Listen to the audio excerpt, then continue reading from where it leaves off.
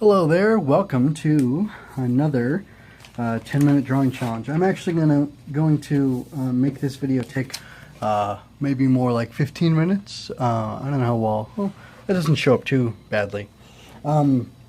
Remember I had talked a while ago about how I had some more Vavavoom-ish characters drawn before, female characters.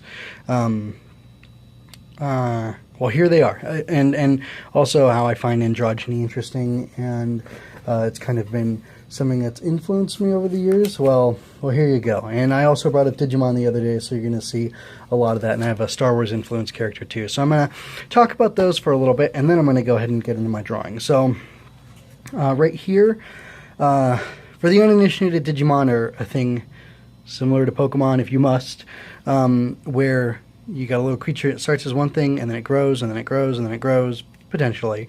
And the growth is, at least in the comic books and television shows, it's based on, I don't know, training. It's kind of based on need and fighting the forces of evil and whatnot. So anyway, it's the same identity for the creature. It just shifts form, basically, from its simplest, which this isn't even technically the simplest. But for my purposes, this is the simplest, weakest, and then it grows in power and grows in power and grows in power. So a couple things. These are all female characters that I've drawn, and one of the most interesting things about Digimon is that it actually allows for female characters to be both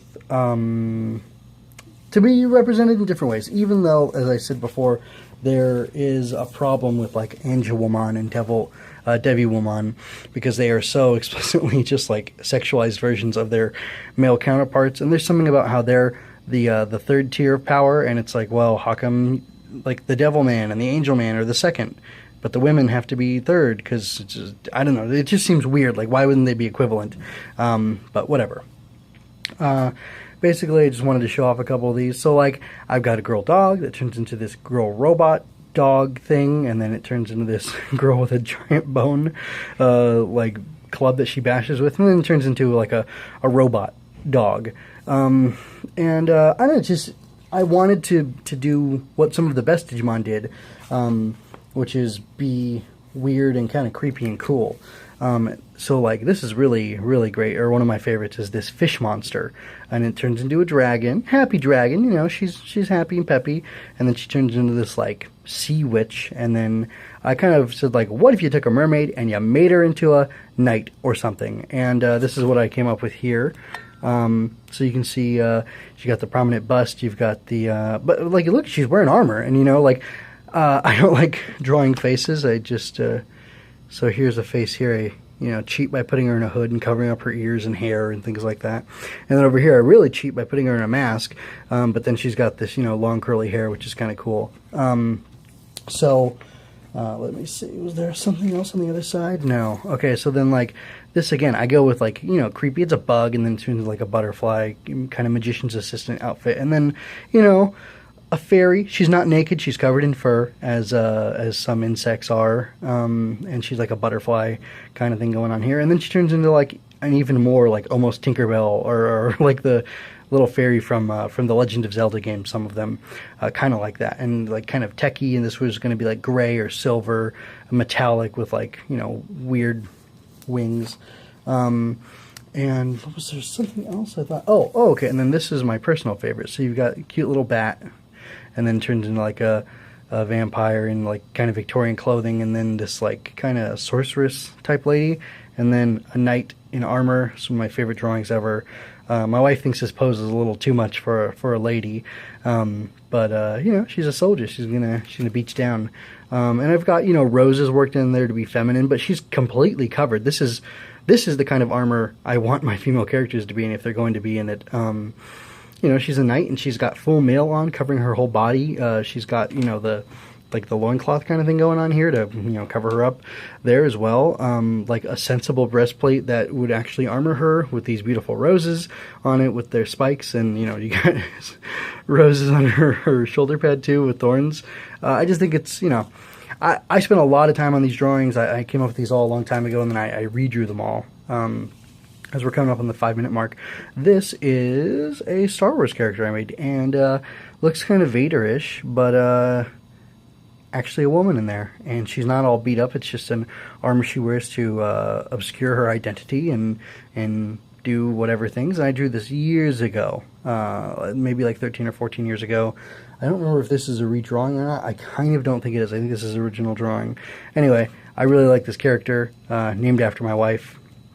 Anyway, it's kind of fun. Anyway, I'll stop that now and I'll go ahead and go into my drawing. But so my tastes for having non-objectified female characters are from of old, and they're going to continue to be that way. Now, for some reason, my phone is kind of upside down, so I'm going to wait about 10 seconds and then I'll start drawing. So I'm going to draw her as the Siren first, and I think maybe I'll look to,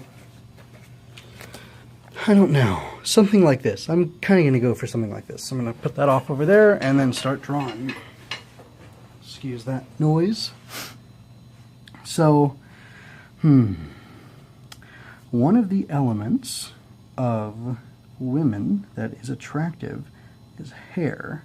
So, I'm going to go ahead and play with that. I'm going to give her like a, maybe, potentially like a jeweled headband here. And then going to start the rest of the design kind of off of that. So I'm going to draw her hair and then kind of go down from there. So anyway, well, it's funny, in a post-internet age, you can definitely look up Digimon if you wanted to see more examples of it. But it's definitely it definitely skews towards the male gaze. It's interesting. A lot of sorry, trying to stop the camera from moving around so much. A lot of media from that age has well, again, I don't want to belabor the point. So let me focus on drawing the character. So I have no idea what this lady's going to be wearing, but I've got hexagon jewels, and I've got kind of like circles that are overcrossing each other in her headband. And let's go ahead and see what kind of hair is this lady going to have. Let's go with the curly, kind of simple. So she's got it back, and we're going to give her. Let's give her, well, I'm a big fan of Star Wars. I really like all of Amidala's hairdos and costumes and stuff. So, sorry, I'm looking at these other drawings. I'm trying to figure out what I'm going to draw. I don't know. I don't know what to do other than, like, I don't want to just straight up draw this lady in a metal bikini like I tried to last time. Let's go with, dear me, I did not envision myself having this much trouble. So, and this is my most boring video yet. Let's give her an interesting hairstyle. I guess this is what happens when I choose to draw for 10 minutes without doing any prep beforehand.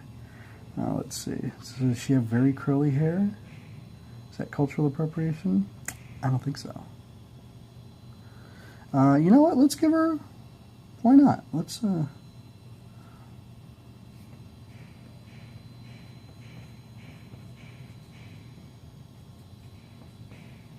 kind of texture her hair a little bit more. So she's got like a, you know, Zool, Pat Benatar, you know, Lupita Nyong'o in Black Panther thing going on, maybe.